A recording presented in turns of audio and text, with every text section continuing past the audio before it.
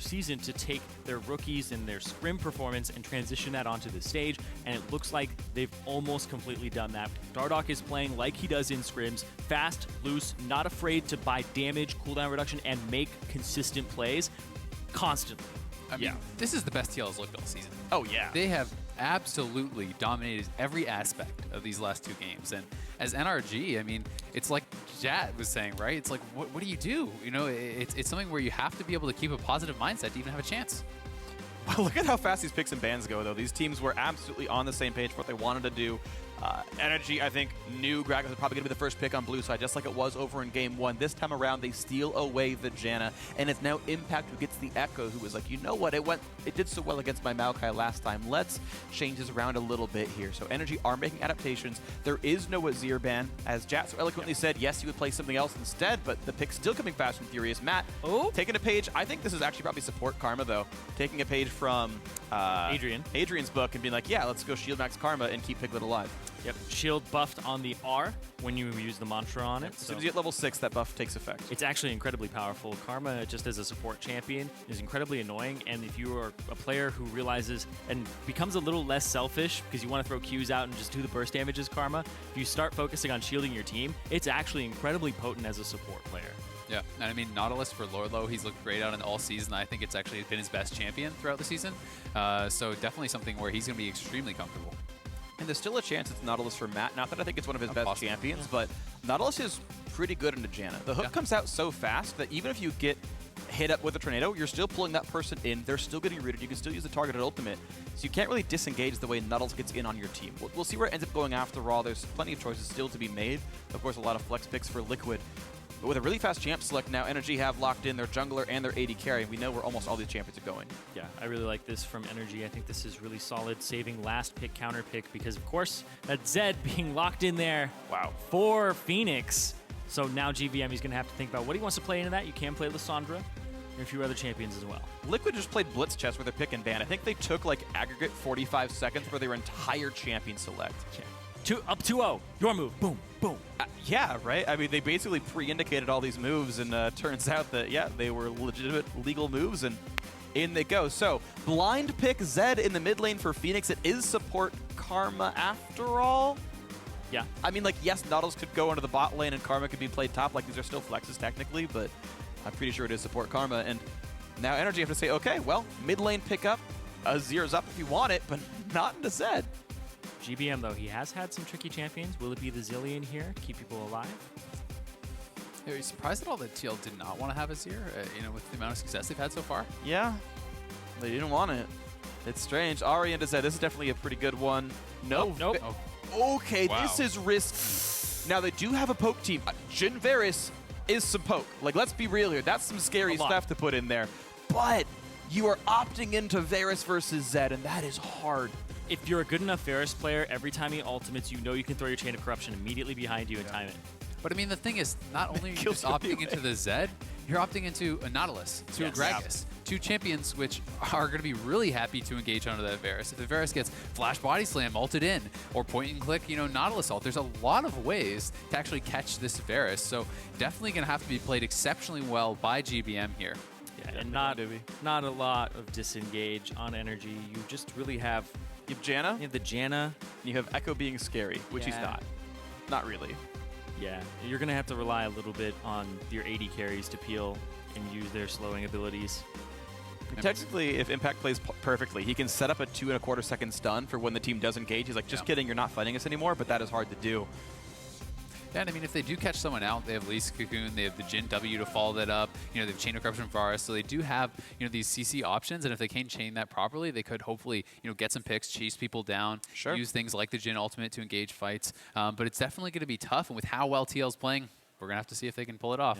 Maybe NRG threw a wrench into the works and they can keep the pacing a little bit different and make this game work. You guys at home, tweet at NRG eSports with hashtag TL win or hashtag NRG win for which team it's going to be. A poke comp coming out from NRG with the mid Varus last pick. TL, though, already up 2-0, looking to make their destiny the semifinals once again here in the North American LCS quarterfinals. And here we go with Game 3. Liquid can close it out and make today a series of multiple 3-0s the North American European LCS. Yep, one more game for Vegas, for TL. You know, win or lose next weekend. If they win here, they will be going to Vegas for third, fourth, or that first, second, obviously the one they'd be looking for. But really big game. Yeah, winner plays CLG.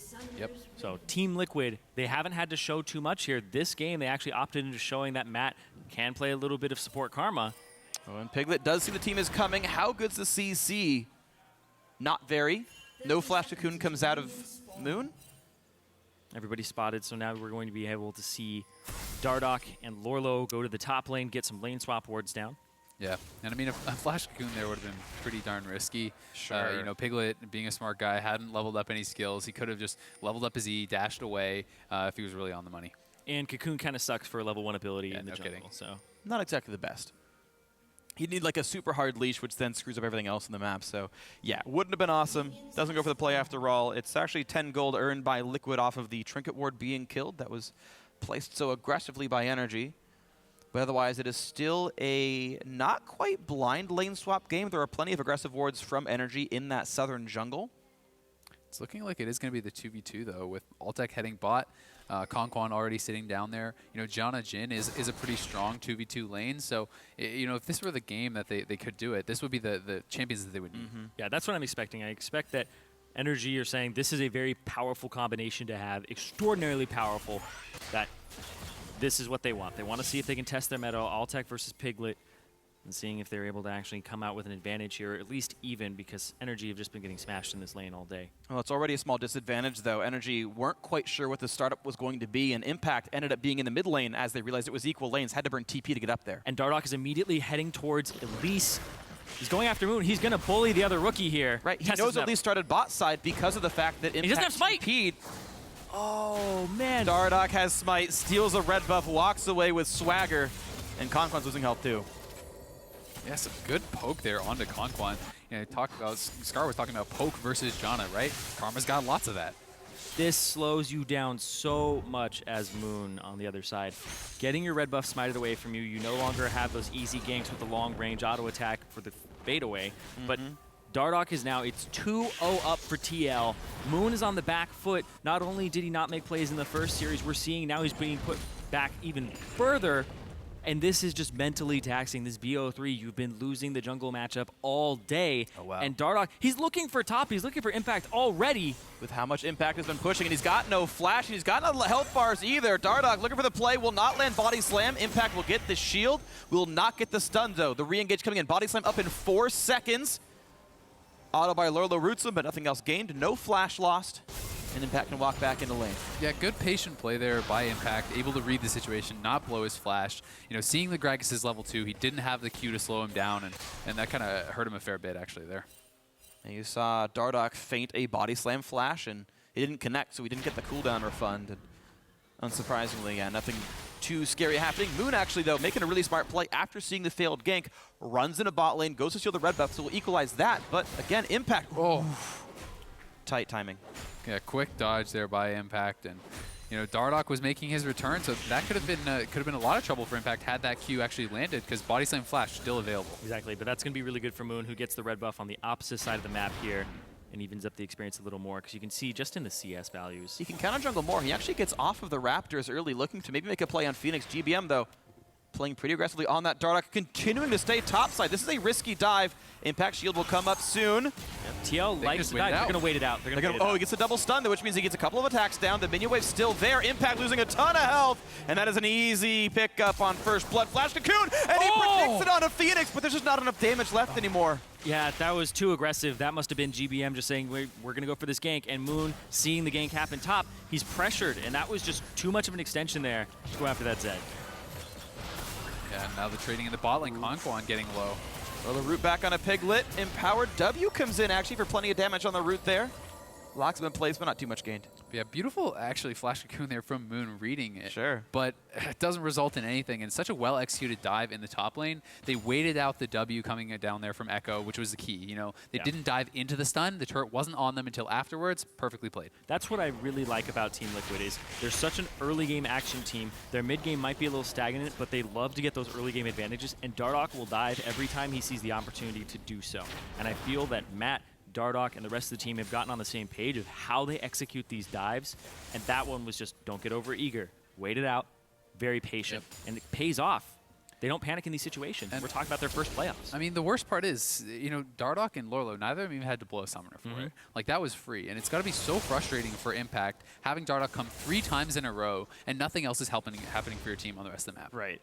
Moon equalized the red buff steal that happened 3 minutes ago. Yeah. That was the gain. Yep. They got back to equal. They didn't even really cycle his full jungle, and you spent a lot of time trying to get a counter kill mid. He burned a summoner mid. That was it. Yeah, he had to blow his own for that as well, so it's pretty much just an even trade. Dardoch spotted by some wards. Early tracker's knife for him. Knows that Moon was very, very recently up at the Wolf Camp because of how much health that Wolf Spirit had. Man. Is this another dive here for TL? TL going for another dive. They know Moon's here, though. Oh, Lourlo backed off. He's looking for a TP. GBM coming as well. They know it's going to be a fight. Here's the TP from everybody now. Altec rooted under the turret. Plenty of damage onto him, but he can't quite kill off Piglet, who thankfully did not pull aggro. But the first kill comes through from Nautilus onto the backside, taking down Altec. Here comes the re-engage root onto Matt. GBM almost has the damage. Impact turned one back around onto Piglet. Matt still healing, trying to stay alive. Exhaust, the root is on. The fight still happens, and GBM refuses to take that kill. And yes, here comes FeniX. He will pick off his fellow Korean, and into the side goes Impact, running away for dear life.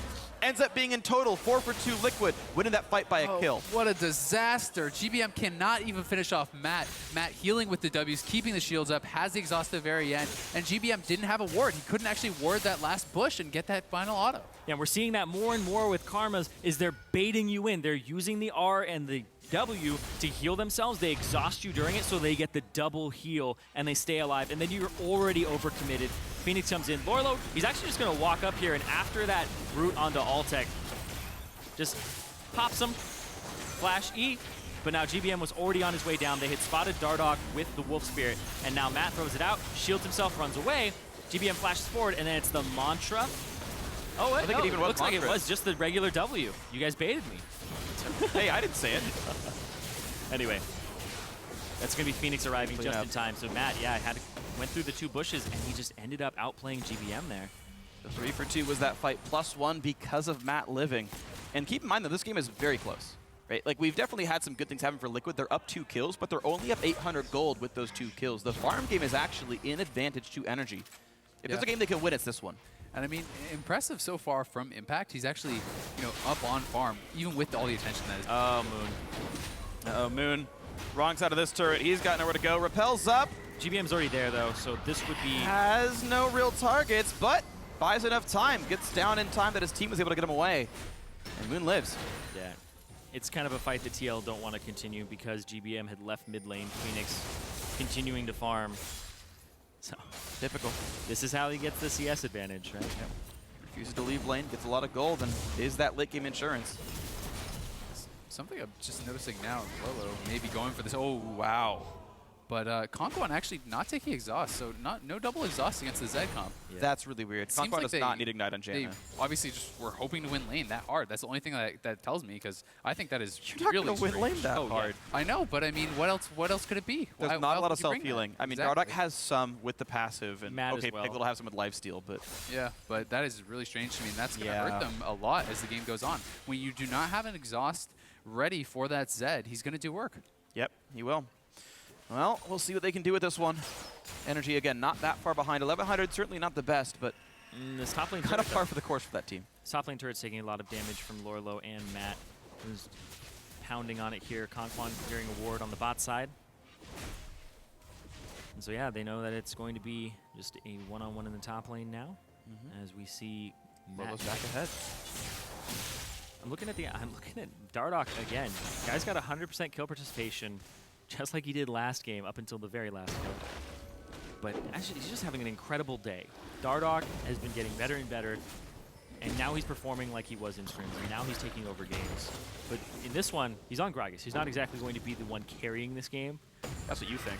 Full AP Gragas, baby. Oh, man. Lich Bane next. Do it. If there's someone who'd do it, it would probably be Dardoch. Bane first. Yes, of course. You can still do that with the Ether Wisp. Yep. Impact and Lourlo in a battle. Cocoon will land, I think, from Moon. I can't tell, but it's either way. Lourlo low on health with no flash, with no ult, with an easy dive, and who's going to get the kill? It'll be Impact. And on the other side, here comes the re-engage. Zed coming in. It's already a kill for Dardoch. Make that KonKwon going down to Zed as well. 2 kills here for Liquid, 1 for NRG on the other side of the map. Yeah, Dardoch immediately walked up. He saw the opportunity. He threw his barrel, and he got 2 members of NRG to bounce back, and that's how they got that double kill on the other side. Yeah, and KonKwon may have been wishing he had an exhaust there, but Yeah, not sure it would have really helped too much. Yeah. And, they got absolutely deleted there, and you know the snowball starting a little bit, but NRG working on that top turret, looking to keep things close as they're actually going to get the first turret of the game and keep gold pretty even. Yeah. Also going to donate all that gold to Impact. Yeah, they've also been focusing this top lane so much. You can see Impact has every single kill on NRG's side, and Moon has 100% kill participation on top of it. Both junglers are doing work. It's just Dardoch is going for these high-value ones where there's lots of people instead of just picking on the top lane. You see right here? Boom. Oh, what? Okay. Janna fail flashed. Fail flashed in place. Okay. Ouch. That sucks. Yeah. That's so demoralizing, too. Because you lose at a really important summoner. You're already getting picked on. Your bot lane's already getting wrecked, and now you can't get away. Yeah, I mean, look at the CS between Piglet and Altec here, and 40 CS up. And I mean, Zed is even up quite a lot of CS on Varus. So, I mean, Zed, it's going to be so scary for the Varus. Like, so scary. Even with the exhaust, I'm not sure he's going to be able to stay alive if he gets caught out in a 1v1. It's going to be real tough. Yomu's Ghost Blade already done for FeniX here as the Manabune stacks up for GBM on this Varus. Keep the builds going forward. Dardoch playing the wave clear game. This time both junglers have Tracker's Knife. No big surprises there. And now we look for the gank on a GBM. FeniX comes in, pops the ulti, gets exhausted, jumps away. Has to cut out from the stun from Impact. GBM down to half. FeniX presses R, goes right back into the lane. Yeah. But baits out the exhaust. Exactly. That's kind of the whole thing you do with Zed and also with Sandra in lane if they have a cleanse. You go in, you make sure they blow that summoner spell, and then you ulti them next time, guaranteeing it's a kill, and you call your jungler for that little gap window when you know their summoner is enough. But everybody's converging on this mid lane now, but Piglet's going to be a little bit late. Looking for the play without Piglet. Chains go in. Dardoch taking a whole ton of damage. That will be the kill. First one picked up. Lourlo in the front side. Big shield and stun comes out from Impact. He's staying alive. KonKwon to keep the team afloat. Moon very low, ignited, healed and shielded. He's going to stay alive. 1 for 0 so far for NRG. More poke coming through into the ulti. What can they pick off? Actually nothing. Some minions. 4 shots used. KonKwon pretty low, but a great pick there from NRG. And I mean, Dardoch, you know, he had the flash ult up. He was looking for an engage, and they say no. They initiate it. They catch him in the CC and delete him before he's able to do anything. I mean, we have to remember, he doesn't have tanked yet. Yeah, and we heard it in the last rollout where Piglet's like, don't fight without me, don't fight without me. Well, they're fighting without him. They walk too far forward, and Piglet doesn't even get a piece of this fight until the end, and now everybody's just backing off from TL. They have the disengage from KonKwon, and then Moon just barely gets away there. Good poke by GBM, good setup by him as well. Yep. Piglet, yeah, just really let's not show that again. Securing that CS. Yeah. Clear the wave. One of the best uses of it. It's basically true shot barrage. Now we are seeing the cooldown focus build from Altec, which is actually still a choice. We see some players still go Infinity Edge first on Jhin, which is more combat focused. That guaranteed 4th shot crit, a lot of damage. But this way he's going to have really low cooldowns, and he can constantly go for pokes, go for these, 1400 range pickoffs and setups for his team. And I think it makes a lot of sense in this game specifically. Yeah. Go for the Essence Reaper build. Yep. I mean, we're seeing some pretty massive XP disparities across the board. You see Piglet 2 levels up on Altec. On the other side, Impact was just 2 levels up on Lourlo. Lourlo just now hitting 8. Yeah, but Impact's not even far from 10. He's like 9.8 right now, yep. So that's going to be one of the big carries. It is, sadly, or maybe positively, a tank Ekko build, though. He's going Cowl into Sunfire Cape, so not one of those hardcore AP carries. Once again, we're seeing this TL on the map, playing the macro game better. They take the top tier 1. Bottom tier 1 is getting sieged a little bit here, but they send their TP laner to that part, and now they're taking over the top side jungle. So they know that they can TP in, make it a 5-on-3, because NRG, they just end up giving up the bottom lane turret here to that squad. Lourlo taking a little bit of damage, but the turret not going down just yet as Altec and KonKwon make some progress down there. Herald picked up cleanly, though. Dardoch's going to be fine with that one. Continuing to scale up as best that he can. We'll see what his next item ends up being. Will it be a Death Cap? Will it be a Chain Dust? Or a Giant's Belt? I feel like every time I see Riptail getting taken now, I'm just having deja vu. TL has been doing this all day. Yep. I don't think NRG has gotten a single one. Yeah. Well, they are going to get their, I think, actually first Dragon of the series here in Game 3. I'm actually pretty sure that's the case here for these guys. finally one picked up as they were the ones controlling the bot side of the map. And keep in mind, bot outer, again, super, super low. They can pick that up too. I remember talking with Loco once about Rift Herald, where nobody was taking it at first. When it came out, everybody was like, well, I want to avoid that objective. I don't really want it. I don't really want to use the buff and stuff like that. And he was like, I'm going to force my team to do it because eventually it's going to be good. So we want to be ahead of the curve and realize when it's a good time to take it and when it isn't, how many people and stuff, right? So TL is one of the squads that is prepared to contest it. And it's something that also happens in Korea all the time. You pick it up, you're easier to dive with. You're able to actually have that increased movement speed, which I think is one of the best parts about it. Is just having this jungler who's zooming around the map and able to chase people down lane.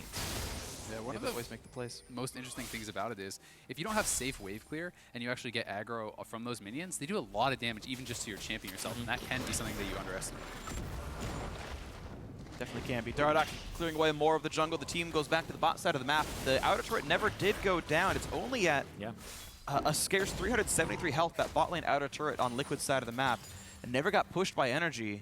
And I think it was honestly a missed opportunity. They had gone for damage onto Lourlo and a dragon instead of getting that gold, which means that team's still down 4,000.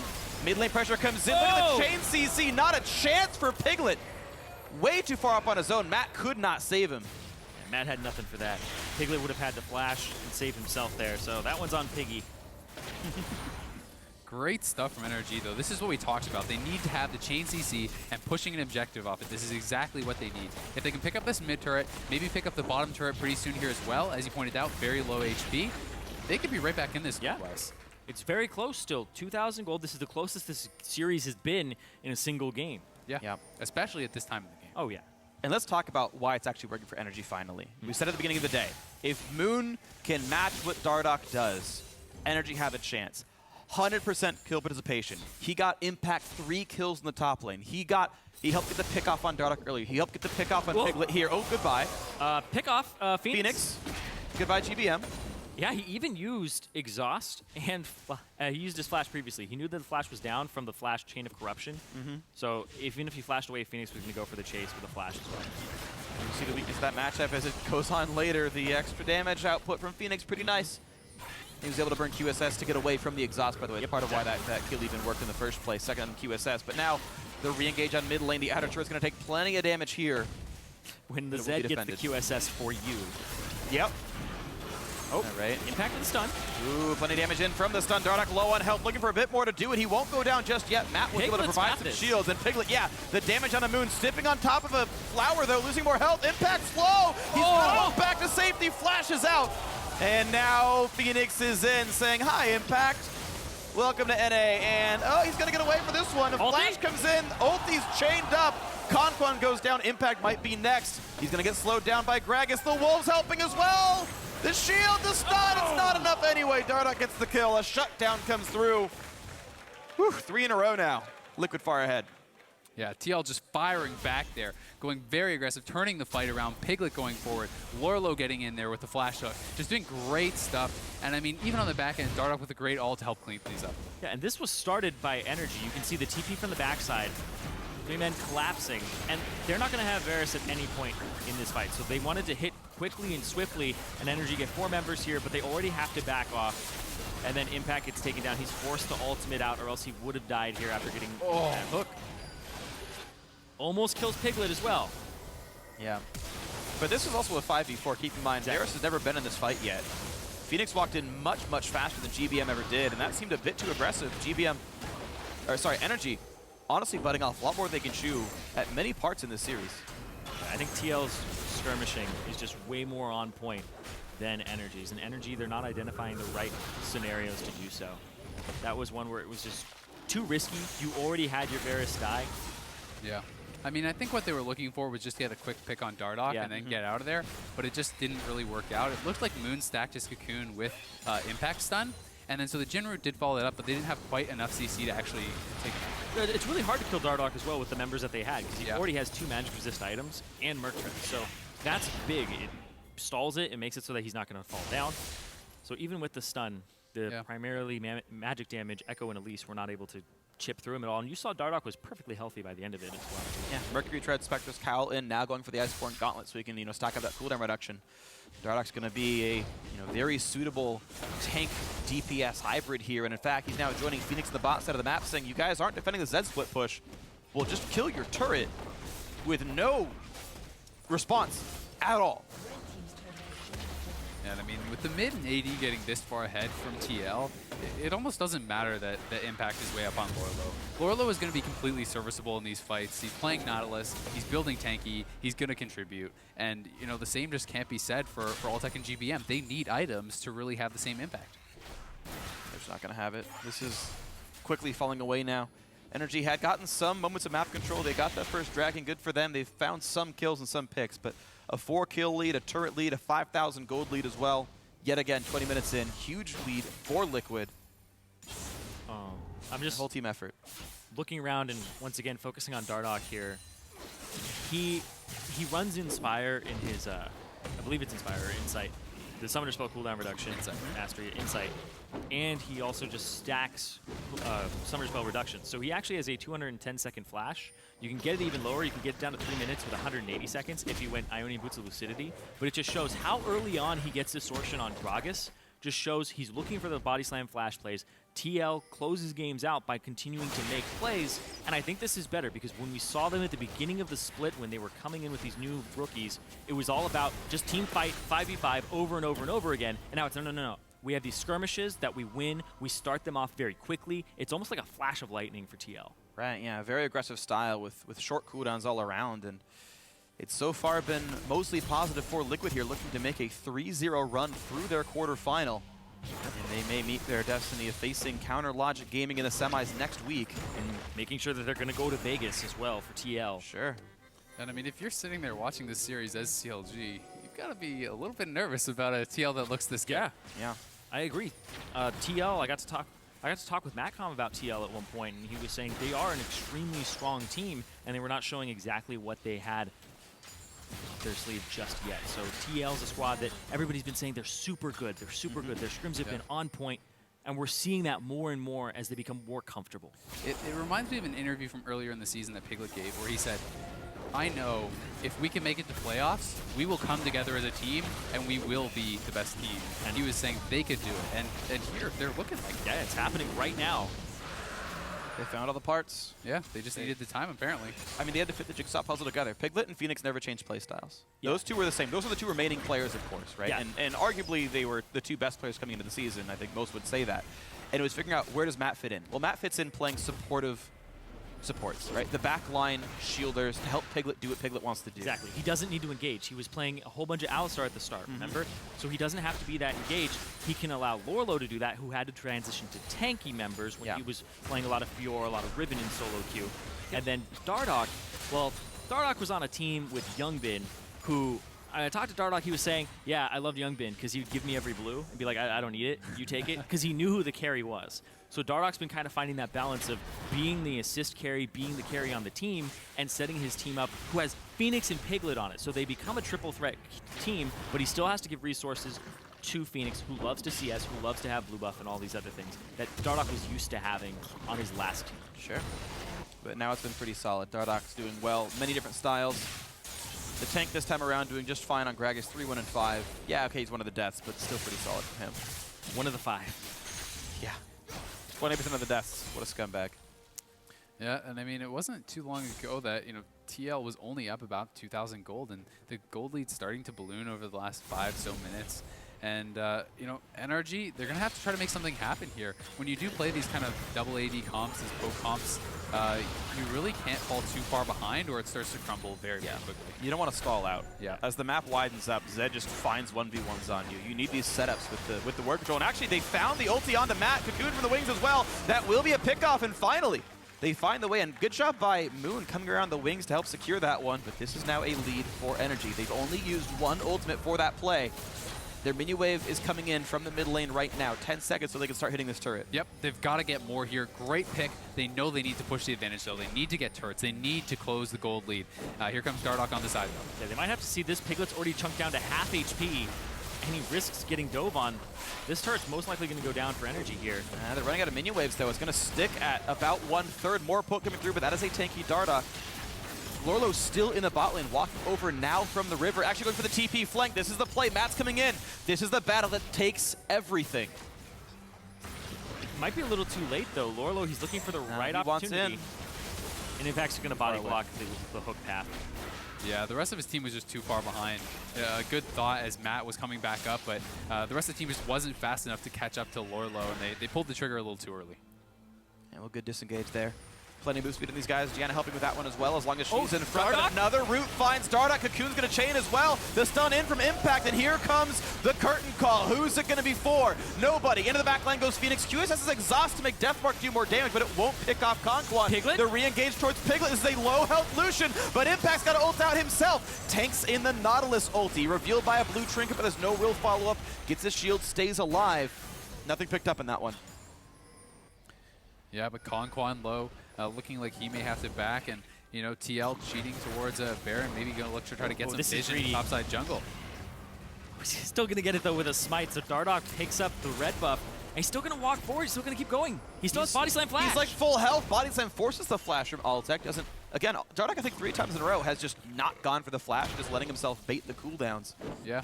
I think he just wants it to be guaranteed. You know, get the flash, go for the Body Slam Flash on someone you know who cannot avoid it at all. And, you know, they go topside after chunking them out. They control the jungle, and, you know, they can push tier 2 here and perhaps look to bait Baron later. Yeah, Impact hasn't back just yet, so he can't TP in. Recall's going to finish now. As far as ward's concerned for a flank, there really aren't any, so he can't get behind the lines of TL. Minions and such cleared away, but turret score-wise, it hasn't gotten much better for NRG. They're still at that same 2 turrets they had before. They got nothing off that one pick as far as actual concrete advantages, as they traded back their own mid-turret for it. Game resets. Next Dragon in a minute and a half. Really no major reason to take either one unless you want that late game insurance, but I mean, that is 24 minutes from now. Yeah. And I mean, look at the item discrepancies across the board. If you look at the AD carries, you look at the items there, you know, Altec has 2 items. He's not even working on anything else right now. He's up about 3,000 gold over Altec. So Piglet almost has his Bloodthirster done. He has the QSS as well. And I mean, the mid lane advantage is basically just as bad. Yeah. Almost 2,000 gold in the mid lane. And that 3,000 gold AD carry is actually insane. Because you look over at Matt and KonKwon, and they're actually only 400 gold apart. So that's pretty much the difference between the turrets and some of those assists. But in the mid lane, it's just those kills. It's not that global gold. It's those kills that have been going over to FeniX and that CS for Piglet. I want to see which way KonKwon goes with this. He can go into a Banner of Command or into Frost Queen's Claim with his next item. The items go into either one, and it kind of tells me which way he's going to go. Right? Is he trying to split the map open more with his silent split push off Banner, or is he trying to make these 5-on-5s, you know, siege then pick someone off plays? And the item he chooses here is actually pretty relevant for that. Yeah, we're actually seeing less and less Frost Queen's Claim. It's been nerfed multiple times, and everybody's figuring out that those Watcher items in professional play are so good. We're seeing more Eye of the Oasis, Eye of the Watcher for those 4 wards instead of the 3 in the Sightstone. And it's what Matt's been going for all these games, is Eye of the Watchers every single time into basically a mix of Locket and not Mercurial Scimitar. The one that builds from Chalice and keeps other people alive. Mikhail's Crucible, that's the one. Yep, and I mean, the item is very stat efficient. You get the extra ward. Even in solo queue, it's honestly very, very good. Yeah, I do it too. Oh, top lane. Geez. Oh Goodbye. My God. Goodbye. Altec's got no... Oh, no, he's got QSS. He stays alive for now. The disengage comes through. FeniX still gets the kill, but he will trade back! Moon can't get They to him. can't get the damage. Are you kidding me? Oh, that is a heartbreaker. FeniX gets revealed. GBM's coming. Well, GBM is still chasing him, and on the bot side of the map, they might be able to get something off of this. What's FeniX going to do, though? The flash Q's not going to land. That's going to get him. That's going to get him. Shutdown comes through. No assist coming through, but it's still shut down for the global gold to his team. But meanwhile, the rest of the map has been getting pushed. Yeah, mid-turret. Yeah, it's going to be 5 turrets now for Liquid, I think. God, KonKwon not having the exhaust. He uses the ignite, but I mean, doesn't do anything there. He's not able to keep his AD carry alive. In a 1v3, he's able to kill off the AD carry, get out of there, force the other mid laner's flash. He gets about 4 summoners, still gets the kill. Yeah, Altec walks up. FeniX gets a little bit of aggro, but then Altec walks out because he needs to get to KonKwon. And KonKwon disengages him, but there's still, even if Altec had run back up towards the turret, that's where the Zed Shadow was. So FeniX would have picked him up pretty much regardless of all that. Yeah, heading towards Moon, definitely correct. Oof. And then, yeah, good pickup there. GBM, the flash Q is still dodged, but it's okay. We look back at the mid lane. Curtain Call comes in. They're going to look for the slows. Yeah, I guess you're damaging Piglet, but he's got the shield on. And that snipe towards Lourlo means basically nothing. Most of the damage from Curtain Call is off the sort of the amplification from missing health. So hitting a whole health tank is like 80 damage per shot, and it means nothing. Yeah, one of the best things to do with Curtain Call is trade very heavily in lane and then back off, and then you have unanswerable damage on missing HP targets. Yep. And even if you miss, you wave clear. Yep. More completed items across the board. Bloodthirster coming in. Mercurial Scimitar is done as well. So Piglet and FeniX are just absolutely massive. And you know, GBM tried to string together something, working on his last whisper. Yeah, for that armor penetration. And FeniX, he already got a Black Cleaver for himself because this is primarily an attack damage composition. And you can see that Moon, Frozen Heart, we see multiple, 3 at this point, armor items for impact. You want that Black Cleaver, and FeniX is being a bit of a team player here. NRG are actually waiting for a face check, but Liquid are just doing the Baron. Dardock is losing some health because of this, as well as resistances from that slow burn from Baron Nashor. Poke comes through, and they realize what's going on, and that will be TL disengaging. But Dardock and Matt both low on health now, so not the best fight for Liquid. With those health bars, they walk away. And FeniX is going to continue to push top, and Lourlo looks like he's just going to back after pushing out that wave to the bot side, so that's missed CS for NRG. It's just getting worse and worse. 100 CS advantage here for Piglet over Altec. Yeah, FeniX was lying in wait. They're hoping someone would come and try to greedily pick up that CS, but no one's going to be as foolish as that just yet, so he will shove it into the turret, and that turret getting very low from the minions. I've seen this before. Altec. The Shadow's on, does not have any pre-existing damage, so FeniX doesn't get rooted here, but the wave clear at least happens. KonKwon hits Dardoch, no follow-up. I'm actually surprised Dardoch didn't smite the Krugs for the heavy hands buff and then just went after that turret. Yeah. What, 200 something true damage off that point? Could have given it the smackdown there. Might have even killed it off. Looks for the play once again on the top side. FeniX is now joined by his compatriots. Only Lourlo isn't around, but that's fine for them. Yeah, Lourlo and Impact are fighting each other. They're actually doing no damage to each other, even though the fight's been going on for 20 seconds now. And that's advantage Team Liquid, of course, because the 4-on-4 without Impact is fine for them. Yeah, Impact 2 levels up, so he actually has a large part of this advantage. And coming into this game, we knew that Impact over Lourlo was going to be something that NRG would have to leverage, but it hasn't been enough compared to the other deficits that NRG have on the map against TL. And you can see that even though Impact is ahead, it's a tank versus tank matchup, and Lourlo is withstanding. It just does not matter.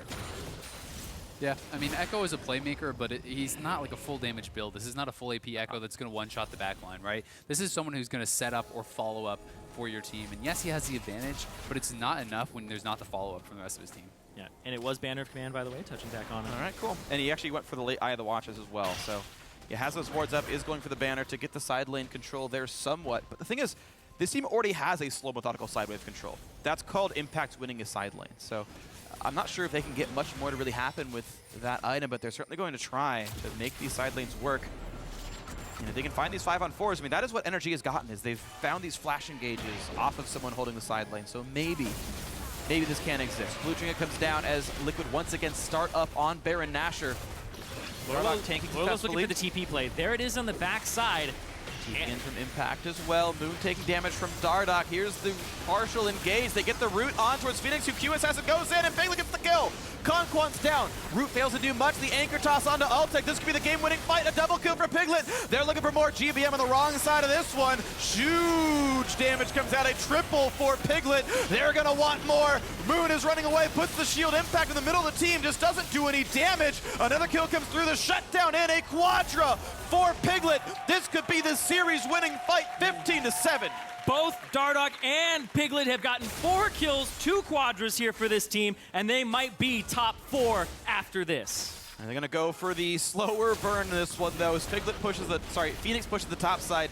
They will go for the play on towards Baron. This is going to be slow until someone else comes in and deal the damage. Piglet joining them now. Yeah, Baron, no contest. Top lane still being pushed in by the Zed. The Liquid will take their time with this game. Yeah, Piglet, finally all that farm pays off. He gets the quadra, his first 4 kills of the game. That gold lead really showing through in the fight, just pumping out so much damage, and now with a 13,000 gold lead, Baron buff active, how do you stop TL? I don't understand. It's very difficult. Right here, you're going to see all of TL actually just ignore Impact. Screw that. Go after what Lourlo is focusing, and they have the dive. So they get in onto the poke composition on the sieging composition of NRG, and they get to that backline. KonKwon's down. Peel is down. Now you get Altec, and then they just run GVM across the side here. So the fact that TL just ignored Impact and made it completely worth nothing that he had jumped in with the TP.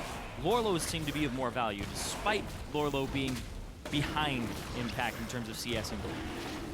Yeah, Piglet pretty far up here in the mid lane with Lourlo, but here comes Curtain Call. Well, is it going to hurt that Nautilus? Looks like not very much. Piglet getting down to half, but he's got double lifesteal items, so it's really not that big of a concern for him. A few too many shots wasted on Lourlo, the big tank in the front line. What I've noticed is NRG, they do not respond well to split push at all. It's been TL just doing it over and over and over again, whether it's some FeniX clearing a side wave, Piglet clearing a side wave. They don't respond well to it. And Dardoch. Oh, goodbye. Altec is gone immediately. What a great play by Dardoch. Finally goes in for the flash. Moon will repel away from this. GBM being chased down to the back line. Oh, double gets kill. him. Somehow, yeah, it does go down. FeniX finds one. That's 3 kills already. Moon and Impact, the last remaining members. Piglet under the Nexus turrets. Find this Looking for the Quadra. Looking for a second Quadra. Has Mortar Reminder to try to keep Impact in line. It gets the Quadra kill after all. Dies the Fountain, but who even cares? That's going to be certainly the game. It's going to be the 3-0 in the quarterfinals. It's going to be Liquid cementing their spot in the top 4. What a way to end it. Piglet with the back-to-back Quadra kills. Could you want anything else from this bot lane? I mean, just playing fantastically throughout the entire series. TL dominated start to end. Yeah, Piglet went from 0 to 8 real quick there in the span of 2 minutes. TL, they were going to secure their spot going to Vegas here, 3-0 over NRG. Just incredible performance. Absolutely stellar. Liquid, from start to finish, were the better team. NRG tried. They switched some comps around. They switched some champions around. They tried to steal the Janna away from Matt. It just didn't matter.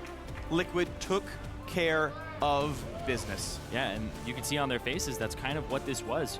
Not a whole lot of celebration here for this squad. It's pretty much, all right, we were able to take what we practiced and put it onto the stage.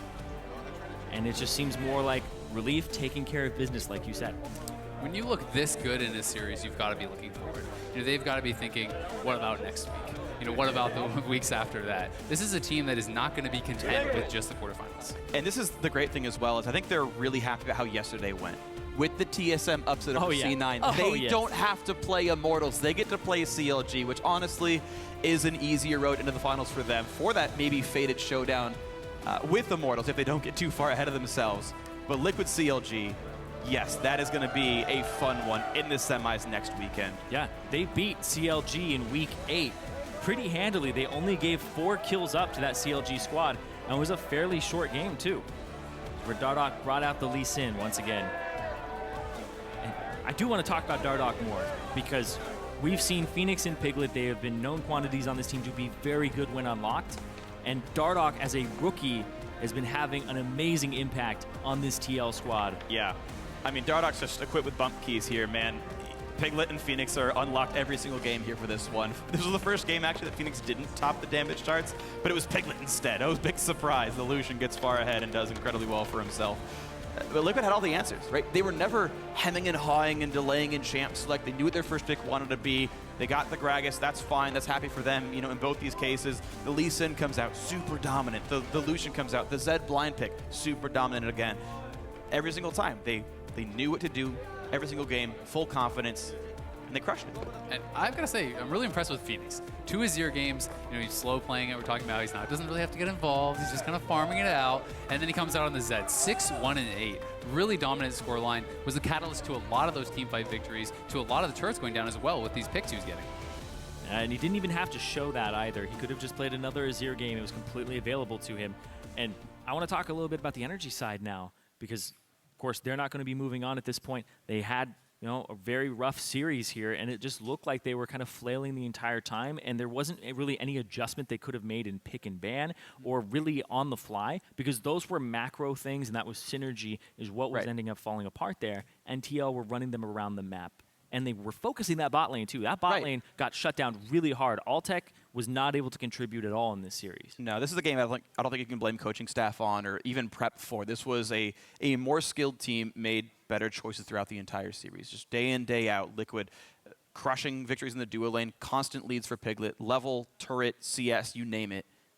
Dardoch was just continually superior the whole time. Yeah, I mean, we talked about how Impact would have to, come up big to be able to actually, get a win for NRG here, and he did. In the game 2, game 3, he actually had significant advantages, but it just didn't matter. Yeah. The rest of the team was not able to capitalize on that. They weren't able to get enough out of his advantages. Yeah, and this game pretty much went how you would have expected if you had just sat there and looked at the lane matchups and how they go. And even what Piglet said in his sound on tape that we watched earlier, where he was like, okay, well, I think the mid lane is even, but Dardoch is better than Moon, so now it's FeniX's lane. Yeah, and just the control was super good. Liquid, with a much slower game this time, took 37 minutes, but eventually they went in for a Baron bait to close the game out. A 33.5-minute team fight here where they had gotten NRG to fight them in front of the Baron bait, so they could just fight with a 6,000 gold lead and grow an advantage. We have a replay of that, actually, if we can pull that up here.